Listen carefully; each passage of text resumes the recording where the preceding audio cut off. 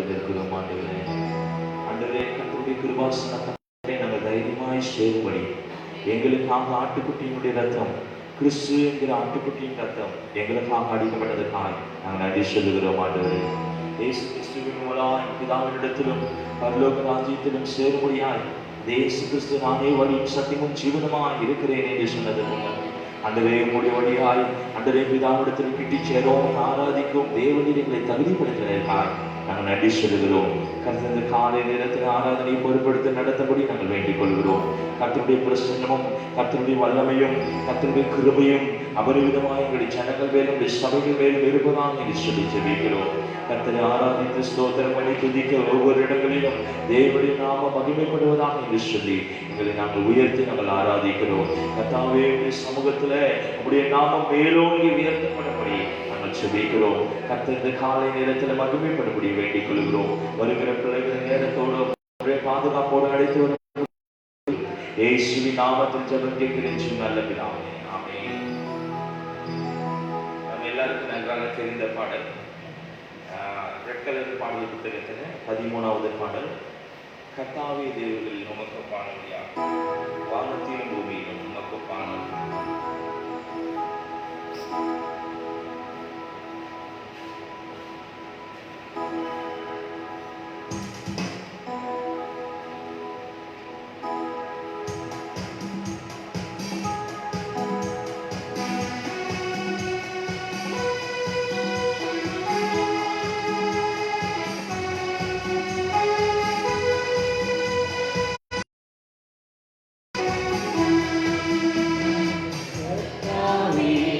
Yeah.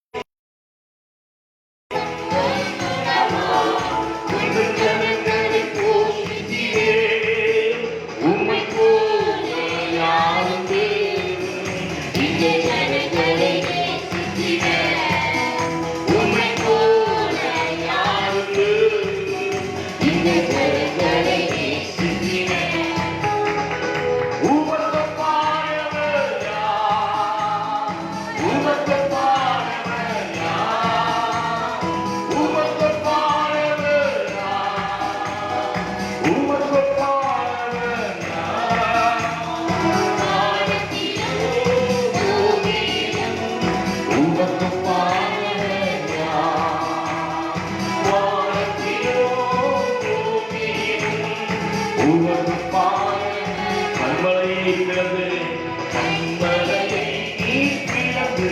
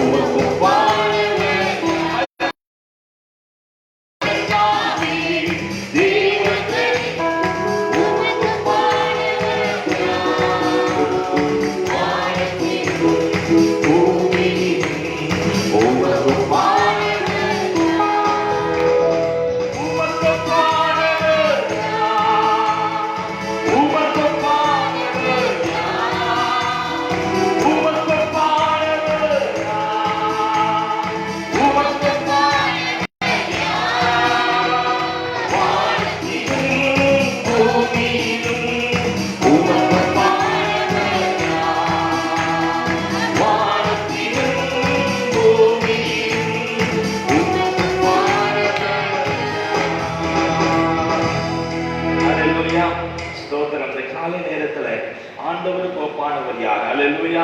அவரே மெய்யான தேவனாயிருந்து நம்முடைய வாழ்க்கையில ஸ்தோத்திரம். அல்லேலூயா.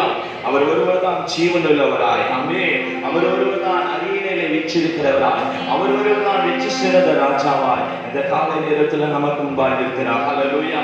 அதே பாடல் புத்தகத்தில் 16வது பாடல், அரியணையில் வீற்றிருப்பவரே உமக்கே ஆராதனை, ஆட்டுக்குட்டியானவரே உமக்கே ஆராதனை.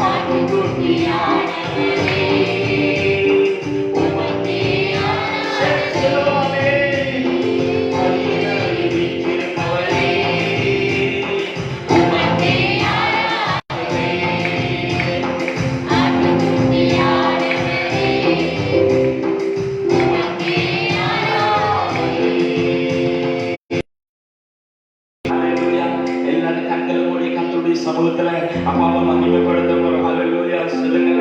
அவர் ராஜாதி ராஜாவாய், அவர் கர்த்தாதி கர்த்தாவாய், அவர் மகிமையின் தேவனாய், ஹல்லேலூயா, அவர் வாசம் பண்ணுகிறவராய் நமத்தில் இருக்கிறதாய் எல்லாரும் கர்த்தரை ஸ்தோத்திரம் பண்ணலாம், மகிமைப்படுத்தலாம் ஸ்தோத்திரம். இந்த கால நேரத்தில் சொல்லுங்க, அவர் உயர்ந்தவர். ஹல்லேலூயா. பூமி குடிகளே, நீங்கள் கர்த்தரை கம்பீரமாய் பாடுங்கள். ஹல்லேலூயா. ஓ ஸ்தோத்திரிக்கிறோம். அந்த மகிமையுள்ள ராஜாவை மகிமைப்படுத்துங்க.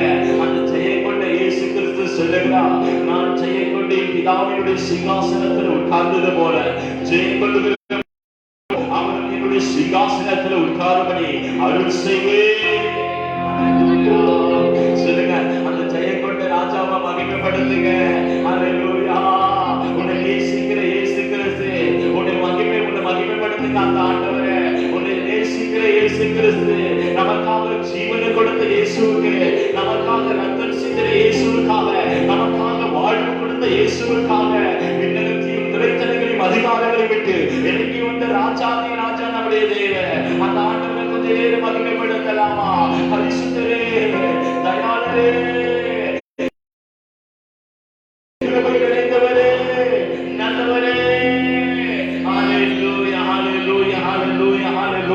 விடுதலையோடு கூட இந்த காலை நேரத்துல அப்பா ராஜாவை மகிமைப்படுத்துவதா என் நோக்கம். ஆமே, உங்கள் சத்தத்தை உயர்த்தி கர்த்தர் இந்த காலை நேரத்தில் உங்கள் சத்தத்தை கேட்பாராக.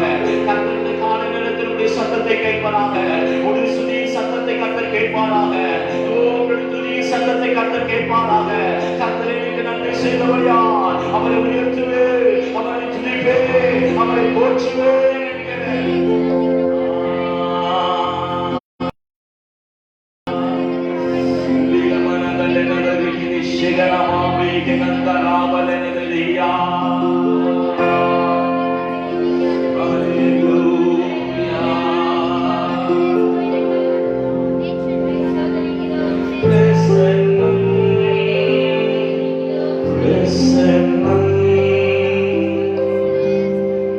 He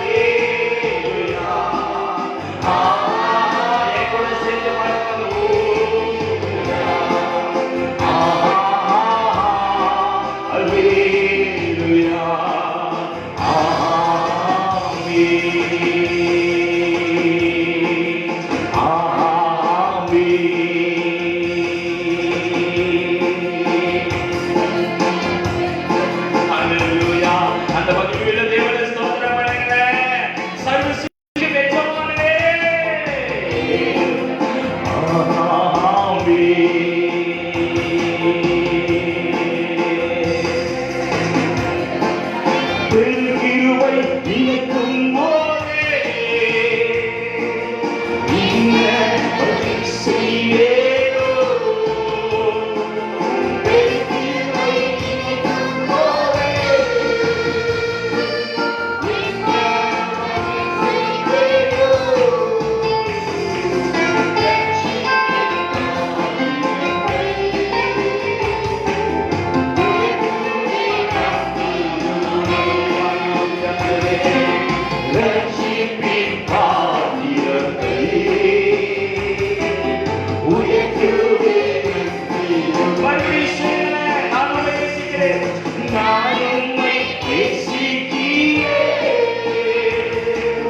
எங்கள் உயிரை காக்கிறேன். நான் உம்மை நேசிக்கிறேன். எங்கள் உயிரை பார்க்கிறேன்.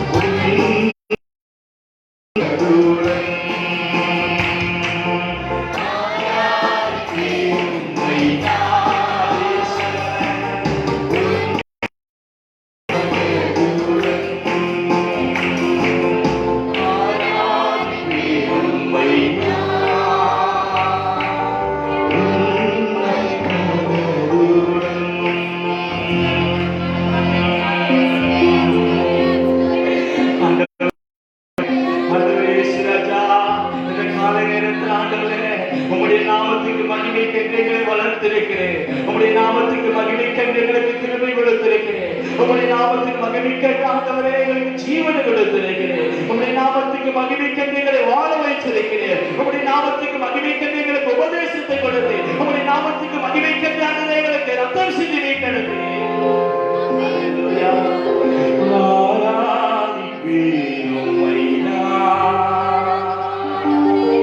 உம்மை மனதுடன்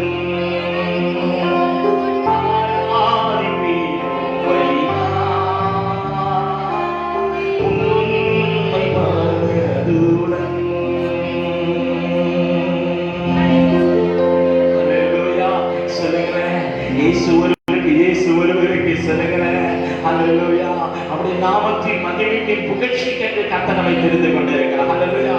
அவருடைய மகிமையின் புகழ்ச்சிக்கென்று கர்த்தரை தெரிந்து கொண்டிருக்கிறார். இந்த காலை நேரத்தில் ஹல்லேலூயா, உனக்காக கர்த்தர் ஜீவனை கொடுக்கவில்லை, நீ அவருக்காக வாழும்படி கர்த்தர் ஜீவனை கொடுத்திருக்கிறார். ஹல்லேலூயா. அவருக்கு சாட்சிகளாய் மாற வேண்டும் என்று சொல்லி கர்த்தர் ஜீவனை கொடுக்கிறார். அவருடைய நாமத்தை எப்போது மகிமைப்படுத்தணும் சொல்லி கர்த்தர் ஜீவனை கொடுத்து உனக்கு ஒரு வாழ்க்கையை ஆசீர்வதித்திருக்கிறார். ஹல்லேலூயா. கர்த்தர் அப்படிதான் அவரை மேன்மைப்படுத்தி இருக்கிறார். ஹல்லேலூயா. ஓ தீவிரவாது மகிமை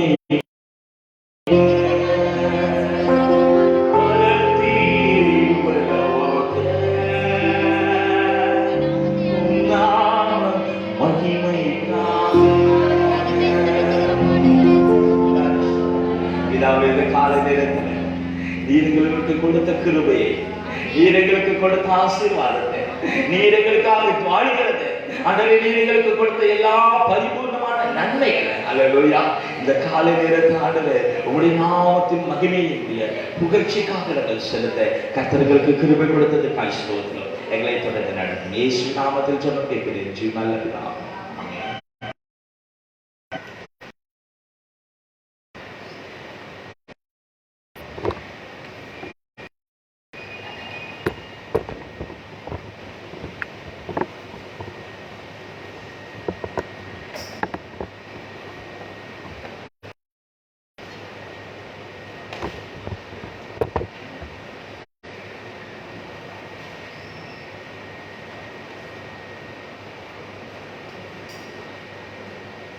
ஹல்லேலூயா.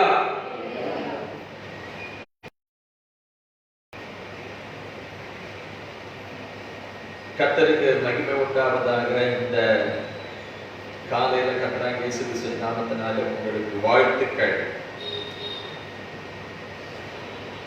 லூக்கா எழுதின சுவிசேஷம்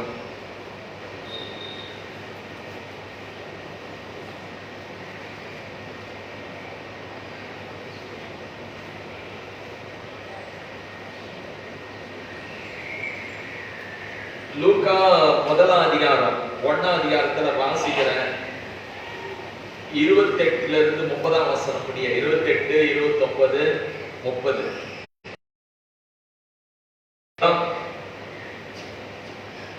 28 இருந்து 30 வரைக்கும். அவள் இருந்த வீட்டில் தேவதூதன் பிரவேசித்து, கிருபை பெற்றவளே வாழ்க, கர்த்தர் உன்னுடனே இருக்கிறார், ஸ்திரீகளுக்குள்ளே நீ ஆசீர்வதிக்கப்பட்டவள் என்றார். அவளோ அவனை கண்டு அவன் வார்த்தையினால் கலங்கி, இந்த வாழ்த்துதல் எப்படிப்பட்டதோ என்று சிந்தித்துக் கொண்டிருந்தார். தேவதூதன் அவளை நோக்கி, மரியாளே, பயப்படாதே, நீ தேவனிடத்தில் கிருபை பெற்றாய். ஆண்டவருடைய பிள்ளைகளா இருக்கிற நாம இந்த காலையில நமக்கு தேவையானது என்னன்னா கர்த்தருடைய கிருபை. நீங்க என்ன பெற்று இருக்கிறீங்க? பிள்ளைய பெற்றீங்களோ, பொண்ணை பெற்றீங்களோ, இல்ல வீட்டை கட்டினீங்களோ, நகையை வாங்கினீங்களோ, அதெல்லாம் முக்கியம் இல்லை. முக்கியமா நமக்கு வாழ்க்கையில் கிருபை நமக்கு வாழ்க்கையில் அவசியம். கிருபையை பெற்றவங்களா இந்த உலகத்துல நம்ம வாழணும். புரியுதா? அதாவது கர்த்தர் வந்து நமக்கு கிருபை அளிக்கிற தேவனா இருக்கிறார். நீங்க பழைய பாட்டுல தீர்க்கதரிசி சொல்றார்.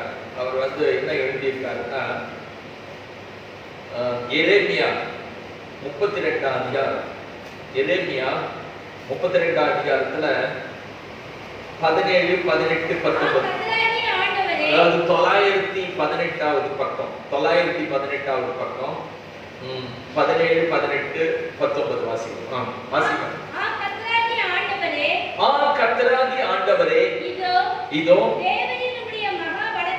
தேவரீர் உம்முடைய மகா பலத்தினாலும்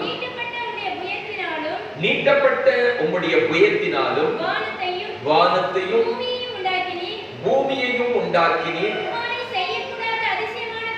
உம்மாலே செய்யக்கூடாத அதிசயமான காரியம் ஒன்றும் இல்லை. 1000 தலைமுறைகளும் கிருபை செய்கிறவரும் அக்கிரமத்தை அவருடைய பிள்ளைகளுடைய அவர்களுடைய பின்னடியார் பிள்ளைகளுடைய மடி ஆகிய சேனைகளின் கர்த்தர் என்னும் வல்லமை உள்ள தேவனே, யோசனையிலே பெரியவரும் செயலிலே அவனவனுக்கு வழிகளுக்கு தக்கதாகவும் அவனவனுடைய கிரியைகளுக்கு தக்கதாகவும் அளிக்கும்படி உம்முடைய கண்கள் மனுபுத்திரனுடைய எல்லா வழிகள் மேலும் நோக்கமாய் இருக்கின்றன. கவனிங்க, கர்த்தர் வந்து 1000 தலைமுறைக்கு கிருபை செய்கிறவர், 1000 தலைமுறை வரைக்கும் கிருபை செய்கிறவர். அப்ப இந்த உலகத்துல நாம வந்து கிறிஸ்துமஸ் வந்து அடுத்த மாசம், இப்பவே நம்ம வந்து செய்தியை ஆரம்பிச்சிட்டோம். நீங்க வந்து கிறிஸ்துமஸ் வருது, கிறிஸ்துமஸ் வருது, இந்த வருஷம் எப்படியோ தெரியல, கொரோனாவும் வந்துடுது, கிறிஸ்துமஸும் வருது அப்படின்னா எப்படி தெரியல அப்படின்னா, இப்ப பைபிளை படிச்சா நல்லா தெரியும். அதாவது வாழ்க்கையில வந்து இன்னைக்கு நமக்கு இருக்கிற எல்லாருக்கும் வந்து கிருபை அவசியம்.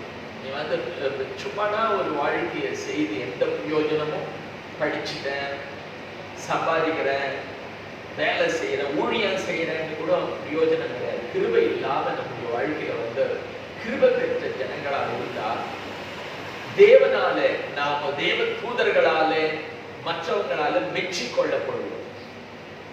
புரியுதா? அல்லது வாழ்த்துதல பெறுவோம். கிருபை இல்லைன்னா நம்முடைய வாழ்க்கை ஒரு வெறுமையானதாக மாறி. புரியுதா?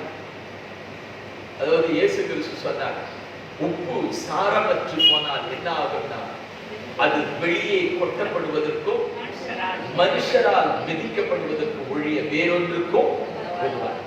உப்பு வந்து அதுல அந்த உரைப்பு சாரம் இருந்ததுன்னா அது பிரயோஜனமா அது வந்து கபோர்ட்ல வரும், கிச்சன்ல எடுத்து வந்து வைக்கலாம், அப்புறமா டைனிங் டேபிள்ல எடுத்து வந்து வைப்பாங்க, கொஞ்சம் உப்பை எடுத்து வந்து வைங்க அப்படின்னு சொல்லி. அதுல உப்பை கழிக்கல அப்படின்னு வச்சுக்க, அதை என்ன செய்வாங்கன்னா கீழே தான் தூக்கி கொட்டிடுவாங்க, கீழே கொட்டிடுவாங்க. அதுக்கப்புறம் அது வந்து யாராவது மெதிச்சுட்டு போவாங்க. அது போலதான் நம்முடைய வாழ்க்கை.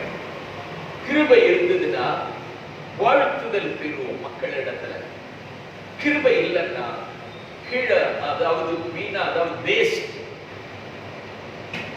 மண்ண மாதிரி நம் மேல மக்கள் மிதிப்பு போறாங்க.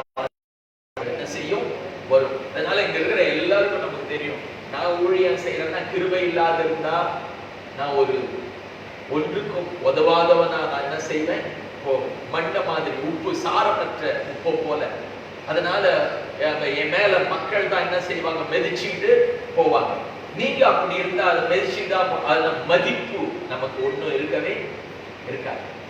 மெதிப்பு வேணுமா மதிப்பு வேணுமா?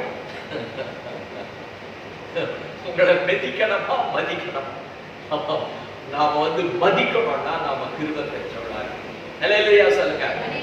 அப்போ இங்க பாருங்க, மரியாதை பார்த்து அந்த தேவதூதன் சொன்னான்.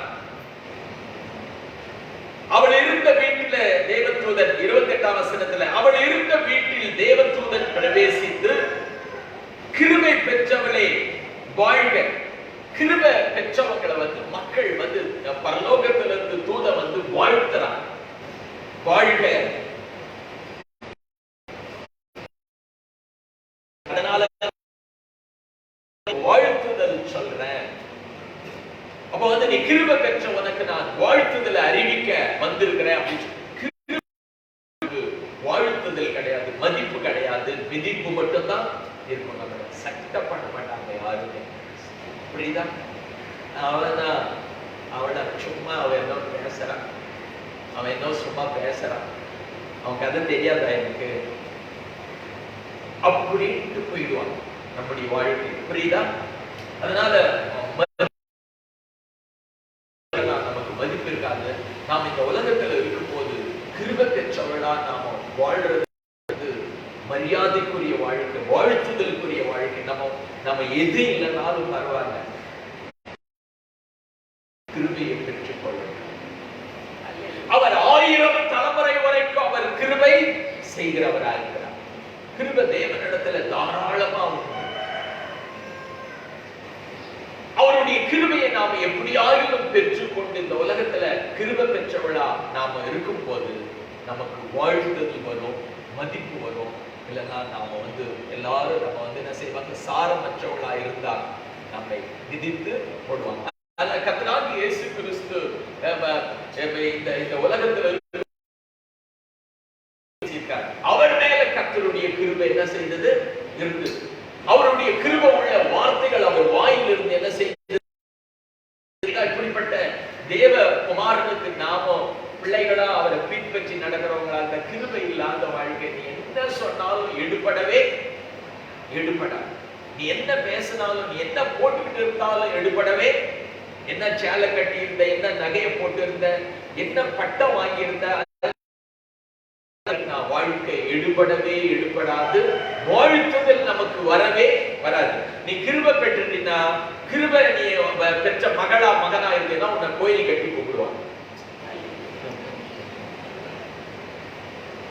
நீ விரும்ப மாட்ட. அதனாலதான் இந்த மரியாதையுடைய விஷயம்லாம் இப்ப ஆயிருக்கிறது என்னன்னா, கோயில் கட்டி கும்பிடுறாங்க அப்படின்னு சொன்னா அப்படின்னா கிருபை அந்த நிலையில எடுத்துட்டு போய் அவங்கள உயர்வுல எடுத்துட்டு போய் அவங்கள வந்து மதிக்கக்கூடிய நிலையில எடுத்துட்டு போய் கிருபை விட்டுடுது. புரியுதா? நீங்க அவங்களே இல்லை. பைபிள்ல நீங்க படிச்சீங்கன்னா நல்லா அவங்கள கோயில் கட்டி கும்பிடுறாங்க இல்ல.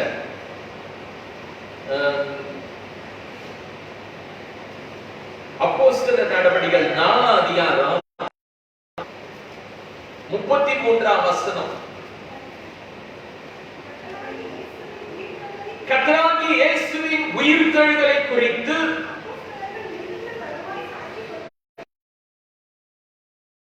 மிகுந்த பலமாய் சாட்சி கொடுத்தார்கள்.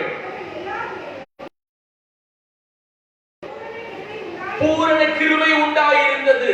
கவனிக்க, இந்த அப்போஸ்தலர்களுக்காக நீங்க போய் பாத்தீங்கன்னா ரோமாபுரியில அங்க இங்க நீங்க போய் பாத்தீங்கன்னா எல்லாம் பவுல் சர்ச்சு, இங்க கூட பீட்டர் சர்ச்சு, அப்புறம் மார்க் சர்ச்சு, கோயில் கட்டி அவங்க பேருக்கு தான் கோயில் பேருக்கு. இது காரணம் என்ன? இதுக்கு இப்படிப்பட்ட நிலை வர்றதுக்கு காரணம் என்ன? இப்படி உங்களை மதிக்கிறதுக்கு காரணம் என்ன? உலகத்துல இருக்கிற மக்கள் அப்படின்னா பூரண கிருபை உண்டாயிருந்தது. அல்லேலூயா, அல்லேலூயா. வந்து கிருபை பெற்றவங்களா மாறிடும். தேவன் வந்து செய்யறதோ, ஊழியம் செய்யறதோ, ஓடுறதோ, ஓடி வர்றதோ அதெல்லாம் முக்கியம் இல்லை. நமக்கு வந்து தேவ கிருபை நமக்கு முக்கியம். ஆண்டவரே, உங்களுடைய கண்கள்ல எனக்கு கிருபை கிடைச்சா போதும். எனக்கு கிருபை வேணுமாட்டவரே, என் வாழ்க்கையில கிருபை வேணுமாட்டவரே அப்படின்னு சொல்லி என்ன 1000 தலைமுறை வரைக்கும் இவர் கிருபை செய்கிறவரா இருக்கிறார். எரேமியா சொல்றார், 1000 தலைமுறை வரைக்கும் நீங்க கிருபை செய்கிறவங்க. அதனால எங்களுக்கு வந்து என்ன செய்யணும்? உங்க கிருபை. அதனால இங்க இருக்கிற எல்லாரும் கிருபை பெற்றவங்களா. மரியாள் கிருபை பெற்றதுனால அவளுக்கு வாழ்த்துதல் வருது. கிருபை பெற்றாதான் நமக்கு வாழ்த்துதல் மதிப்பெல்லாம் வரும். அதனாலதான் தேவதூதன் சொன்னா, வாசிமானியோட யாராவது 28, 29, 30 லூக்கா 2வது வந்திருக்கிறவங்களுக்கு தெரியும், 2வது ஆராதனைக்கு வந்திருக்கிறவங்களுக்கு தெரியும். அவள் இருந்த வீட்டில் தேவதூதன் பிரவேசித்து, கிருபை பெற்றவளே வாழ்க, கர்த்தர் உன்னுடனே இருக்கிறார், ஸ்திரீகளுக்குள்ளே நீ ஆசீர்வதிக்கப்பட்டவள் என்றார்.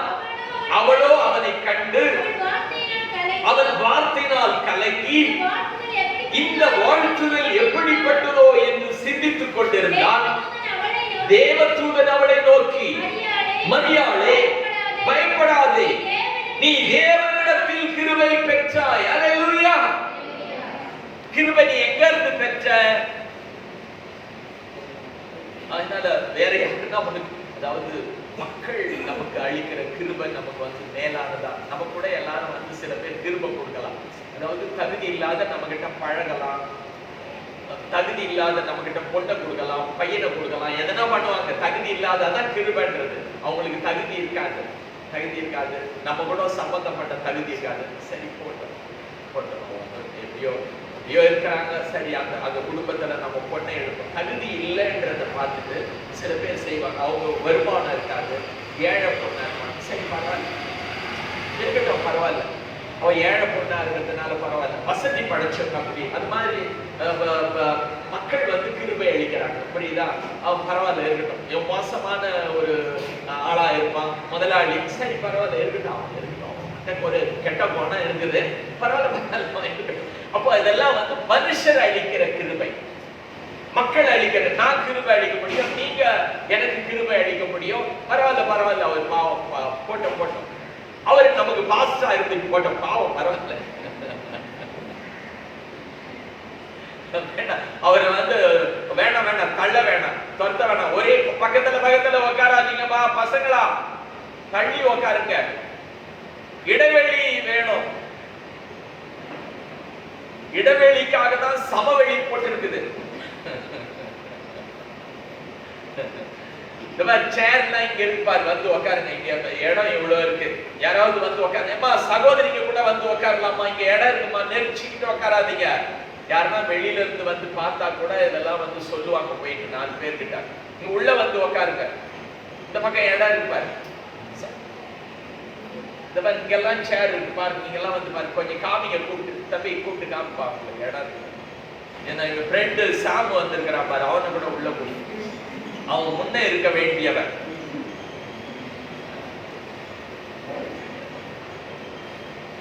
உள்ள இடம் இருக்கு, உட்காருங்க, ஒருத்தரோட ஒருத்தர் நெரிச்சிட்டு இருக்காதீங்க, கவனிக்க. அப்போ நாம் மரியாள் வாழ்த்துதல் பெறானா, கர்த்தருடைய தூதன் சொல்றான், நீ தேவனிடத்துல கிருபை பெற்றிருக்கிறாய். நம்முடைய வாழ்க்கை தேவனிடத்துல கிருபை பெற்ற வாழ்க்கை நமக்கு முக்கியமானது. புரியுதா?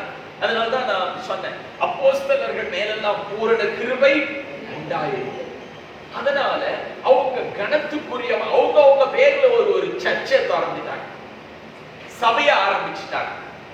என்ன இவங்க பேர்ல தான் இந்த கோயில் இருக்கணும் அப்படின்னு சொல்லி அவங்க கேட்கல, அவங்க சொல்லல, மரியாள் சொல்லல. ஆனா இப்படிப்பட்ட அந்த மகிமையான காரியம் அவங்களுடைய வாழ்க்கையில மரியாதைக்கு மதிப்புக்கு காரணம், அவளை வாழ்த்துதல் பெற காரணம் என்னன்னா, தேவனிடத்துல அவங்க கிருபை பெற்றிருக்கிறாங்க. அப்போ கிருபை எப்படி கிடைக்குது அப்படின்னு சொன்னா, கிருபை எப்படி பெற்றுக்கொள்ள முடியும்? தீர்க்கதரிசி சொல்றார், எரேமியா 1000 தலைமுறை வரைக்கும் நீ கிருபை செய்கிறீர். இந்த கிருபையை தாழ்மையினாலதான் நம்ம பெற்றுக்கொள்ள முடியும். நம்ம சேர்த்து ஒரு வசனத்தை வாசிக்கலாம். அதுலயே லூக்கா எழுதின சுவிசேஷம், யாராவது ஒருத்தர் ஒரு வசனத்தை வாசிக்க பார்க்கலாம். முதலாவது லூக்கா எழுதின சுவிசேஷத்துல 46ல யாராவது ஒருத்தர் தோங்க பார்க்கலாம், சத்தமா 46 வாசிக்க. மற்றவங்க வாசிக்க 47.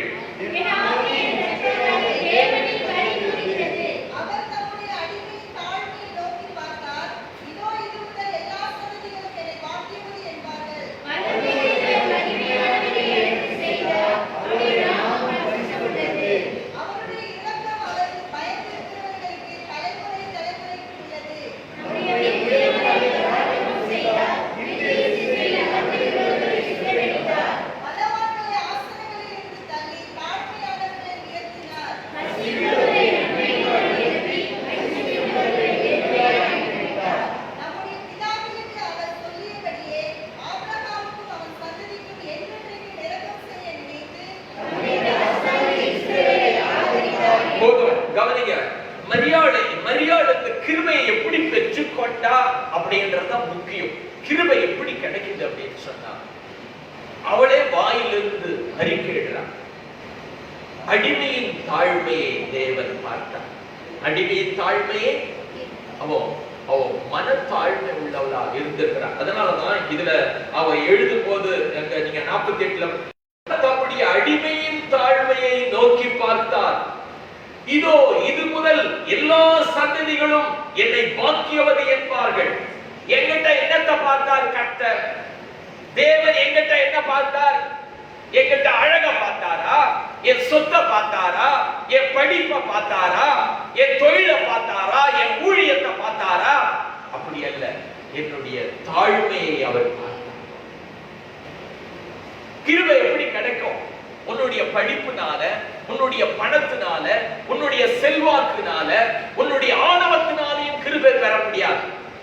உன்னுடைய பெருமையினாலையும் நீ கிருபை பெற முடியாது. அதாவது கிருபைக்கு வழி என்னன்னு சொன்னா, அடிமையின் தாழ்மையை நோக்கி பார்த்தார். அல்லேலூயா, அல்லேலூயா. சொல்லுங்க பார்க்கலாம். உங்களுக்கு கிருபை கிடைக்கணும்னா நீ அல்லேலூயா அல்லேலூயான்றதுனால கிடைக்காது. நாம் மனத்தாழ்மை உள்ளவங்களா நாம இருக்கிறோம் அப்படின்னு சொன்னா, அடிமையின் தாழ்மையை தேவன் எனக்கு நோக்கி பார்த்தார். நான் ஒரு மனத்தாழ்மை, இயேசுவோட கூட சொன்னார், நான் மனத்தாழ்மையும் சாந்தமாயிருக்கிறேன். இயேசு கூட சொன்னார். அப்படின்னா இயேசு சொன்னார் ஜனங்களுக்கு, அதாவது மக்களுக்கு ஒரு பிரசங்கிக்கும் போது சொன்னார், நான் மனத்தாழ்மையா இருக்கிறேன். இமாம் மரியாள் என்ன சொல்ற, அவரை பெற்றெடுத்த, அதாவது அடிமையின் தாழ்மையை அவர் நோக்கி பார்த்தார். கவனிங்க, நம்முடைய வாழ்க்கையில உனக்கு கிருபை கிடைக்கிறதுக்கு உனக்கு இருக்க வேண்டியது என்னன்னா தாழ்மை. அடிமையின் தாழ்மை, மனத்தாழ்மை. ஆண்டவருக்கு முன்னாடி நான் ஒன்றும் இல்லைன்னு சொல்லக்கூடிய ஒரு பக்குவத்தை நம்ம அடையணும். ஆணவம் இருக்கக்கூடாது. இந்த இடத்துல இடம் இருக்கு, உட்காருங்க, உங்களுக்காக சேர்லாம் இருக்கு, உட்காருங்க. இல்லைன்னா இங்க இருக்கிறவங்க யாராவது உட்காருங்க, இங்க உட்காருங்க, நீ உட்காருங்க. எல்லாரும் நெரிச்சிட்டு இங்க முன்னாடி உட்காருங்க. உங்களுக்கு சொன்னா அவங்களுக்கு புரியல, அதனாலதான் அங்க இருந்து எடுத்து முன்ன உட்காந்துக்கமா, உங்களுக்கு நல்லதா முன்ன உட்காந்தா மதிப்பு மரியாதை தான். என்ன இடம் இருக்கு, உள்ள உட்காருங்க. எல்லாரும் ஒன்னோட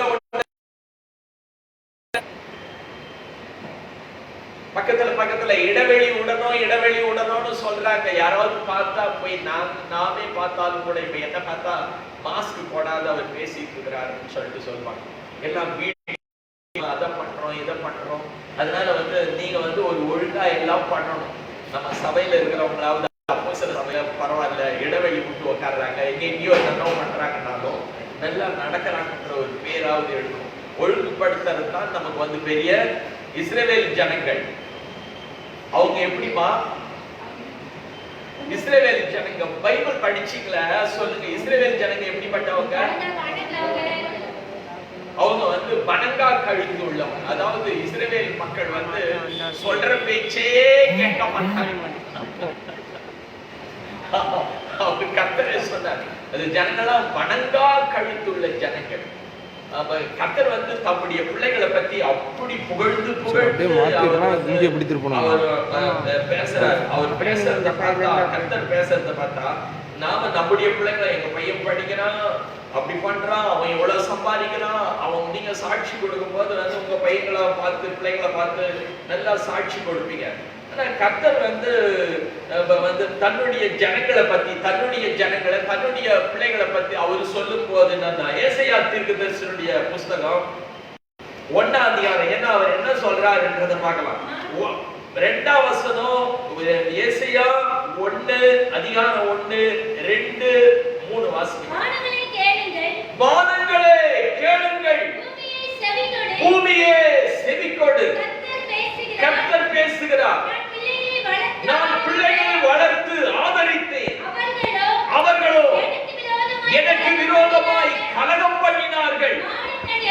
மாடு தன் எஜமானையும் கழுதை தன் ஆண்டவனின் முன்னதையும் அறியும். இஸ்ரவேலோ அறிவில்லாமலும் என் ஜனம் உணவில்லாமலும் இருக்கிறது என்கிறார். அவர் சொல்ற, என் ஜனம் என் ஜனம் அறிவில்லாத ஜனம், என் ஜனம் உணர்வில்லாத. அதாவது என் ஜனம் அறிவில்லாத ஜனம். அதாவது மாட்டுக்கு கழுதிக்கு இருக்கிற அறிவு கிடையாதுன்னு அவரே படைப்பின் கர்த்தர் சொல்லிட்டார். இஸ்ரவேல் மக்களை பார்த்து சொல்லிட்டார், மாட்டுக்கு கூட இருக்குது, கழுதை கூட இருக்கு, ஆனா என் ஜனங்களுக்கு அறிவும் கிடையாது, உணர்வும் கிடையாது அப்படின்னு சொல்லிட்டார். தன்னுடைய ஜனங்களை அப்படி புகழ்ந்து பேசுறார், நம்முடைய பிள்ளைகளை. அதனால அப்படிப்பட்ட பிள்ளைகளை தான் நான் வச்சிருக்கிறேன். அறிவில்லாத உணர்வில்லாத பிள்ளைகளோட கூட தான் நான் என்ன செய்திருக்கிறேன், வாழ்ந்து கொண்டிருக்கிறேன் என்னுடைய வாழ்க்கை. ஆகினால இதான் என்னுடைய நிலை. இப்படி கர்த்தர் வந்து அந்த தீர்க்கதரிசி மூலமா இந்த இஸ்ரவேல் மக்களை குறித்து என் ஜனங்கள் வந்து அறிவில்லாத, நீங்க கூட மனசுல நினைச்சிருப்பீங்க, வெளியில சொல்ல முடியாது. அறிவில்லாத பையனா இருக்கான்னு யார்கிட்ட போய் சொல்றது? நாமே போய் அவனை சொல்லி கொடுக்க முடியுமா? உணர்வு இல்லாதவனா இருக்கானே நாமே போய் அவனை மற்றவங்க இடத்துல சொல்லி கொடுக்க முடியுமா? அப்படியே மெல்லவும் முடியாம நீங்க அப்படியே தான் வச்சுட்டு இருக்க முடியும். புரியுதா? ஏன் நான் சொல்ல முடியாது, நம்முடைய மரியாதை ரொம்ப கெட்டு போயிடும். கர்த்தர் அந்த மாதிரி தான் இந்த மாதிரி பல சூழ்நிலையில தேவன் எடுத்திருக்கிறார். தன்னுடைய ஜனங்களை குறித்து அவ்வளவு வந்து அவருக்கு வந்து தன்னுடைய உள்ளத்துல அவ்வளவு வேதனைகள் இருந்திருக்கு, கஷ்டங்கள் இருந்திருக்கு. அதனாலதான் மாடு குறித்து, கழுதையை குறித்து அதுகளுக்கெல்லாம் நல்ல அறிவு இருக்குது. என் ஜனங்களுக்கு வந்து அறிவும் இல்லை, உணர்வும் இல்லை. இப்படிப்பட்ட ஜனங்கள் தான். அதனாலதான் அவங்களுக்கு இவ்வளோ வேதனைகள் வந்திருக்கு, இவ்வளோ துன்பங்கள் வந்திருக்கு, இவ்வளோ அவஸ்தை வந்திருக்கு. அவங்க அறிவு இல்லாத ஜனங்களா, உணர்வு இல்லாத ஜனங்களா இருக்கிறதுனால இவ்வளோ வேதனைகளை அவங்க உடல்லையும் உள்ளத்திலையும் அனுபவிக்கிறாங்கன்னு சொல்லி. அதனால அவங்க சும்மா இல்லை, அதனால அவங்கள நிறைய வேதனைகளை அவங்க அனுபவிக்கிறாங்க என்னுடைய மக்கள். கர்த்தர் சொல்றாங்க தன்னுடைய ஜனங்களை குறித்து. அது மாதிரிதான் அவங்க அம்மா அப்பா கூட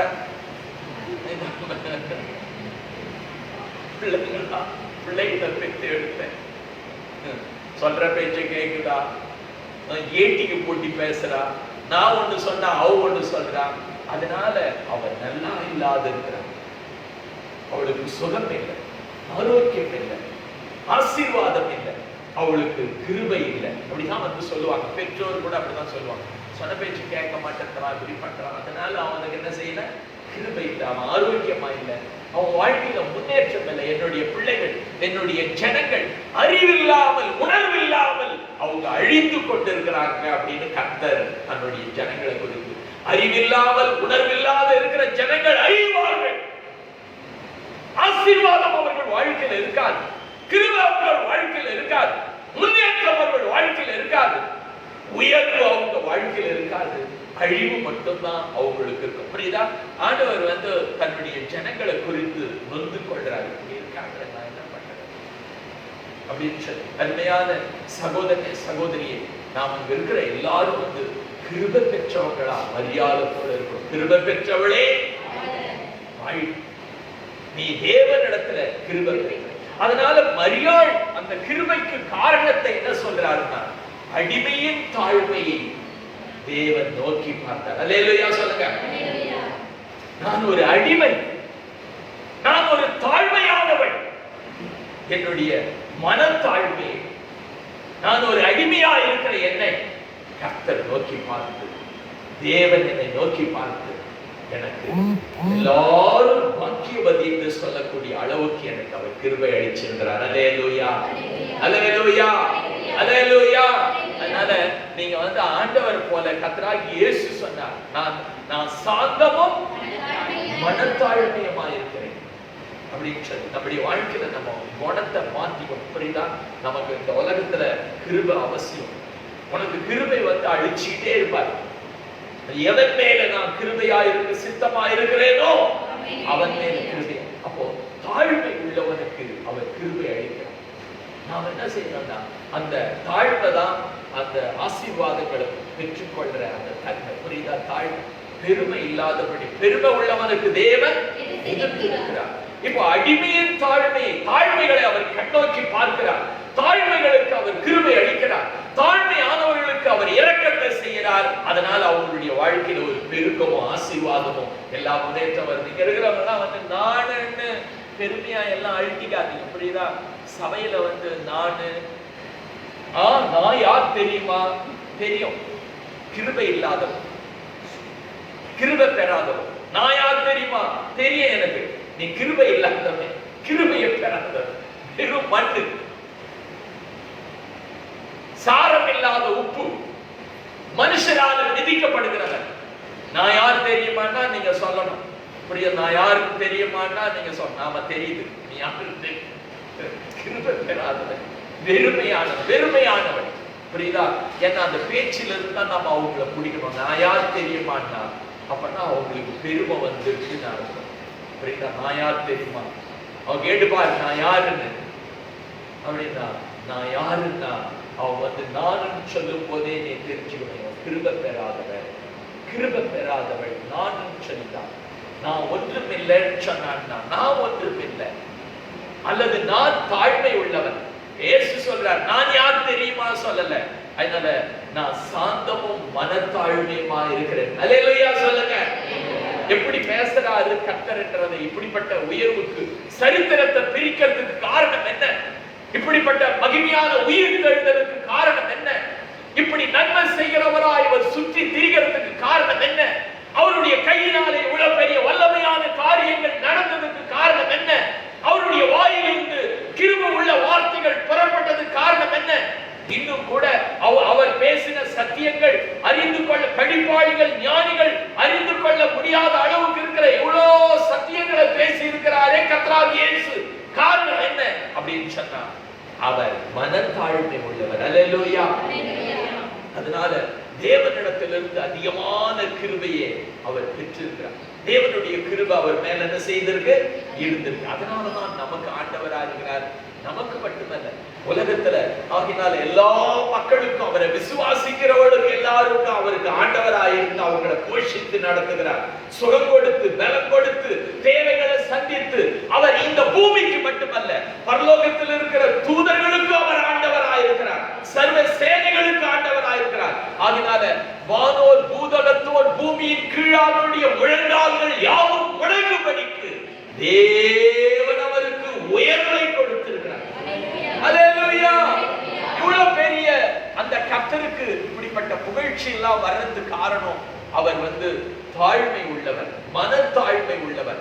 ஆண்டவருடைய பிள்ளைகளா இருக்கிற நமக்கு நம்ம ஆண்டவர் இடத்துல எப்பவுமே நான் அடிமை பேசும்போது அடிமை ஆகினால அடிமை தாழ்மை அப்படின்னு சொல்லிட்டு ஆண்டவரே நான் உங்க முன்னாடி நான் யார் ஆண்டவர்?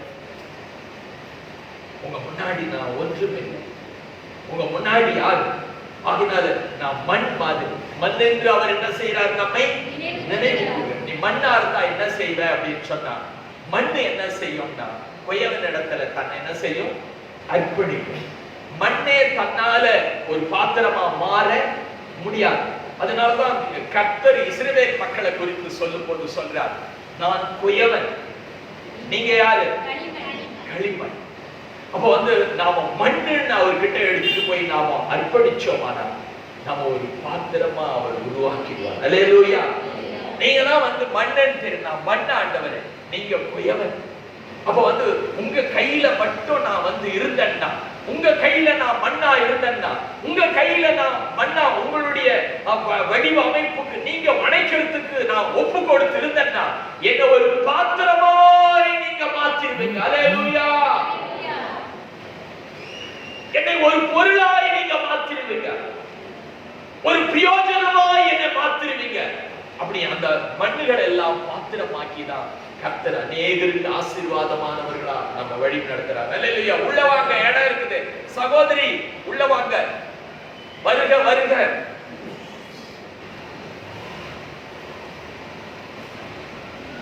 யாக்கோபு சொல்லியிருக்காரு, கவனிங்க. யாக்கோபு சொல்லியிருக்காரு புதிய ஏற்பாட்டுல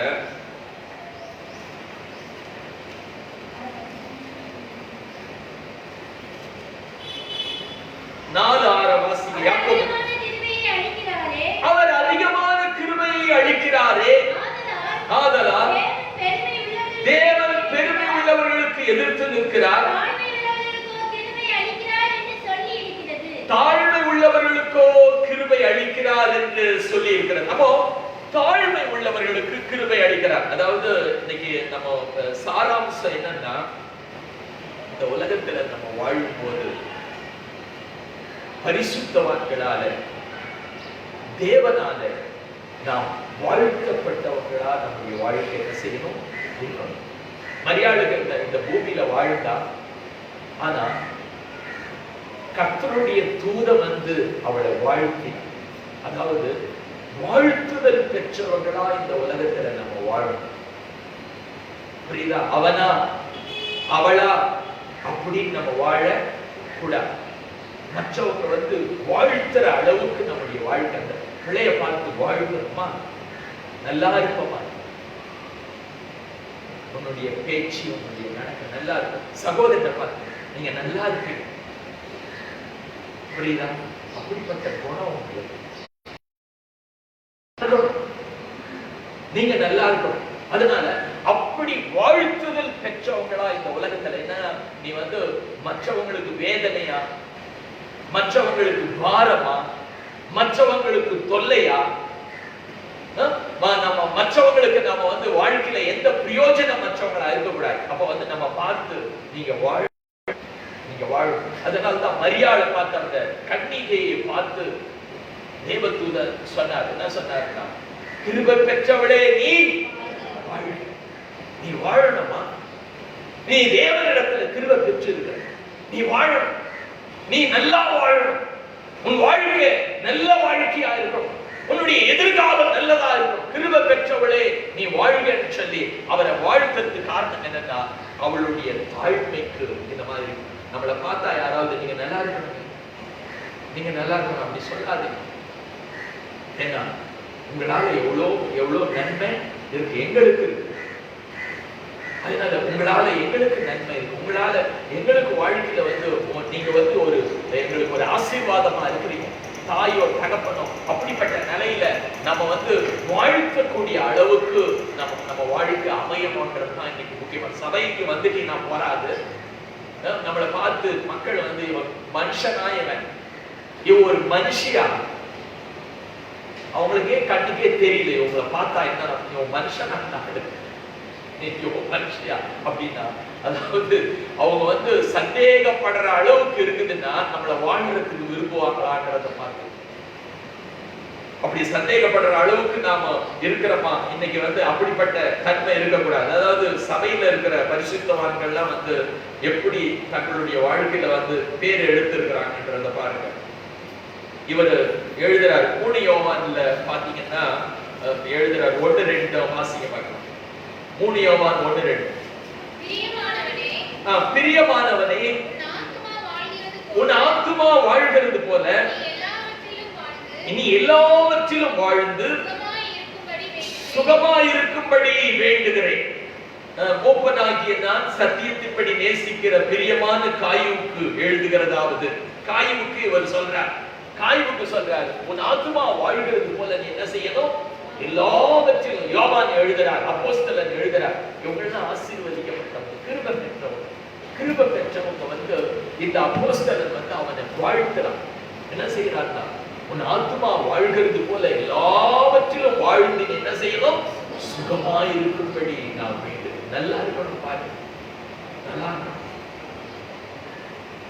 உன் ஆத்துமா வாழ்றது போல எல்லாவற்றையும் நீ வாழ்ந்து சுகமாயிருக்கும்படி இப்படி வாழ்த்துதல மக்கள் பெற்றாங்க. பரிசுத்தவான்கள் இடத்துல, தேவன் இடத்துல, ஆண்டவருடைய பிள்ளைகள் இடத்துல வாழ்த்துதல பெற்று இந்த உலகத்துல சப மக்கள் வாழ்க்கை செய்யலாம். அல்லேலூயா. அதனால பரிசுத்தவான்களால நாம வந்து வாழ்த்தப்படும், புரியுதா? ஆண்டவருடைய பிள்ளைகளா இருக்கிற நாம வந்து ஆண்டவரே அதுக்கு நமக்கு கிருபை தேவை. அதாவது இன்னொரு வசனத்தை கூட நீங்க ரோமர் 16 ரோமர் 16 3, 4, 5 வாசிங்க பார்க்கலாம். கிறிஸ்து இயேசுவுக்குள் என் உடன் வேலையாட்களாகிய பிரிஸ்கில்லாவையும் ஆக்கில்லாவையும் வாழ்த்துங்கள். அவர் அவர்கள் என் பிராணனுக்காக தங்கள் கழுத்தையும் கொடுத்தவர்கள். அவர்களை பற்றி நான் மாத்திரமல்ல, புறஜாதியாரில் உண்டான சபையார் எல்லாரும் நன்றி அறிதல் உள்ளவர்களுமாய் இருக்கிறார்கள். அவர்களுடைய வீட்டிலே கூடி வருகிற சபையையும் வாழ்த்துங்கள். அகாயாவிலே கிறிஸ்துவுக்குள் முதற் பலனாகிய என் பிரியமான எபினேத்தையும் வாழ்த்துங்கள். அது போதும், கவனிங்க. அதாவது வந்து இதுல எல்லாம் போய் வீட்டுல போய் படிங்க, எல்லாம் வாழ்த்துதல் தான். வாழ்த்துங்க வாழ்த்துங்க வாழ்த்துங்க. பவுல் எழுதியிருக்காங்க ரோமாபுரியில, இவங்களெல்லாம் எங்க கூட இருக்கிற மக்கள் எல்லாம் நீங்க வாழ்த்துங்க. என்ன, இவங்கெல்லாம் வாழ்த்துதலை பெற தகுதியானவர்கள், வாழ்த்தப்பட வேண்டியவர்கள். அப்ப அவ பிரிஸ்கில்லா ஆக்கில்லாவை வந்து நீங்க வாழ்த்தணும். ஏன்னா அவங்க எனக்காக தங்களுடைய கழுத்தை கொடுத்தவர், உயிரையே கொடுத்தவர். அவங்க வீட்டுல கூடி வர்ற அந்த சபையை நீங்க என்ன செய்யணும்? அப்போ சபைன்றதே அந்த காலத்துல சபைக்கு வர்ற மக்கள் எல்லாரும் அதாவது வாழ்த்தப்படக்கூடியவர்களா இருந்தாங்க. அவ்வளவு கிருபை பெற்றவங்களா இருந்தாங்க, அவ்வளவு வல்லமையை பெற்றவங்களா இருந்தாங்க, அவ்வளவு வரங்களை பெற்றவங்களா இருந்தாங்க, அவ்வளவு ஆசீர்வதிக்கப்பட்டவங்களா இருந்தாங்க. அல்லேலூயா அல்லேலூயா. சபைக்கு நேத்து கூட நான் சொல்லிட்டு இருந்தேன், சபைக்கு வர்றது வந்து வயசானவங்களா கூட நான் என்ன வர வேணாவா வாங்க, எல்லாரும் வாங்க. நீங்க சபையில வந்து என்ன செய்யறீங்கன்றதுதான் இப்ப முக்கியமானது. இல்ல ஒரு இங்க கூட இப்ப இருக்கிறவங்க கிட்ட கூட மைக்க கொடுத்து நான் வந்து சொல்ல வைப்பேன். வந்து ஒண்ணுமே, சில பேர் பாடி இருக்காங்க, சில பேர் ஜெபம் பண்ணி இருக்காங்க, சில பேர் தீர்க்க தரிசனம் சொல்லி இருக்காங்க, சில பேர் சாட்சி சொல்லி, ஒண்ணுமே செய்யாத அப்படியே வேடிக்கை பார்த்துட்டு எத்தனை வருஷம் ஒண்ணு பாஷை பேசியிருக்காங்க. எல்லாரும் சபையில வந்து எல்லாரும் இப்போ நீங்க சபையில வந்த ஜனங்கள்லாம் அந்த காலத்துல 120 பேர் வந்திருந்தாங்கன்னா, சபையில முதல் 120 பேர் இருந்தாங்க. 120 பேர் அவர்கள் எல்லாரும் பரிசுத்த ஆவியினாலே நிரப்பப்பட்டு தேவன் தங்களுக்கு தந்திருந்த வரத்தின்படியே வெவ்வேறு பற்பல பாஷைகளை பேசி. அல்லேலூயா. நீங்க கூட எல்லாரையும் வரணும் வாங்க, என்ன பண்ண போறீங்க? ஒரு வாயிலிருந்து ஸ்தோத்திரமா, இல்ல ஒரு சாட்சியா, இல்ல ஒரு ஜெபமா? இப்ப வந்து அந்த மாதிரி எழுந்து போயிடுவாங்களோன்னு சொல்லிட்டு தான் இன்னைக்கு கூட நான் மைக்கு கொடுக்கணும்னு நினைச்சிருந்தேன். ஏமா என்னத்துக்குமா வரீங்க நீங்க? ஒரு அல்லேலூயா கூட சொல்லாத, ஆண்டவரை சொல்லாத, துதிக்காத. ஏன்னா நாம ஆண்டவராக இயேசு கிறிஸ்துவோடு இருக்கிறோம்னா நம்ம ஒரு பிரயோஜனமானவங்களா தான் இருப்போம். அல்லேலூயா. எதுவும் செய்யாத நம்மள ஆண்டவர் என்னத்துக்குமா வச்சிருப்பாரு? என்னை எடுத்துட்டு போய் இப்ப நான் ஒரு ஆண்டவர் வந்து என்னை எடுத்துக்கிறாருன்னு வச்சு எதுக்கு எடுப்பாரு என்ன பரலோகத்துக்கு? நான் என்ன செய்வேன்? வாயை மூடிட்டு இப்ப நான் பேசாத ஓமையா இருந்தா பரவாயில்ல, எனக்கு கிருபை கிடைக்கும், பரவாயில்ல இவன் ஓமை அப்படின்னு சொல்லி. அப்ப அந்த பேசக்கூடிய ஏதாவது ஒரு செயல்பாடு சபைக்கு வர்ற ஜனங்களுக்கு இல்ல, 4 பேருக்கு ஆண்டவரை பத்தி சொல்றதா, சாட்சி சொல்றதா, ஜெபிக்கிறதா, பாடுறதா, ஸ்தோத்திரம். ஏப்பா எதுக்குமா சும்மாவே வந்து உட்கார்ந்து இருக்கிறோம் அப்படின்னா ஏதாவது ஒரு பயிற்சி. அப்படிலாம் ஜனங்கள் அந்த காலத்துல இல்லையே, அந்த மாதிரி எல்லாம் இல்லையே. ஏன்னா சபைன்றது ஒரு பள்ளிக்கூடம் மாதிரி வச்சுக்காங்க. ஒரு புஸ்தகத்தையும் திறக்காத, வாயிலும் திறக்காத, இல்ல வந்து ஒரு வார்த்தையும் பேசாத ஒரு பையன் இருந்தாங்கன்னா டீச்சர் என்ன பண்ணுவாங்க? ஆசிரியர் அசந்து போயிடுவாங்க. புரியுதா? அவர்கள் எல்லாரும் நீங்க பாத்தீங்கன்னா பைபிள படிங்க. அதாவது வந்து சபைன்னா எல்லாருக்கும் ஒரு செயல்பாடு, ஒவ்வொருத்தருக்கும் ஒவ்வொரு வேலை உண்டு. ஏதாவது ஒண்ணு செய்யணும். ரட்சிக்கப்பட்டா ஞானஸ்தானம் எடுக்கணும், ஞானஸ்தானம் எடுத்தா பரிசுத்த ஆவி பெறணும். இதெல்லாம் எல்லாம் இருக்கு. அப்போஸ்தலர் நடவடிக்கைகள் 2ஆம் அதிகாரம் 1ஆம் வசனம் வாசிங்க பாருங்க. பெந்தெகோஸ்தே என்னும் நாள் வந்தபோது அவர்கள் எல்லாரும் ஒருமனப்பட்டு ஓரிடத்திலே, அப்பொழுது பலத்த காற்று அடிக்கிற முழக்கம் போல வானத்திலிருந்து சடுதியாய் ஒரு முழக்கம் உண்டாகி அவர்கள் உட்கார்ந்திருந்த வீடு முழுவதையும் நிரப்பிற்று. அல்லாமலும் அக்கினிமயமான நாவுகள் போல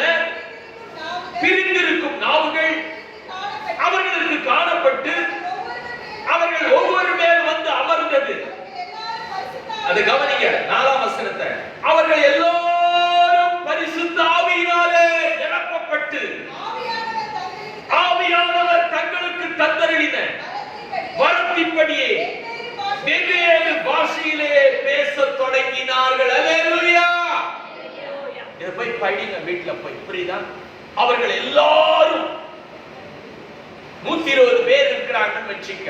120 பேர் இருக்கிறாங்க. சேர் அங்க இருக்கு பாருங்க, அங்க கூட போய் உட்காரலாம். ஒண்ணும் ஆண் பெண் வித்தியாசம் எல்லாம் கிடையாது. சகோதரிமாருக்குன்னு இடமும் கிடையாது, சகோதரர்களுக்குன்னு இடமும் கிடையாது. இப்போ இடம் எங்க இருக்குதோ அங்க உட்காந்து 6 அடி இடைவேளை இருக்குது. நீங்க வந்து கையை நீட்டினா கூட படாது.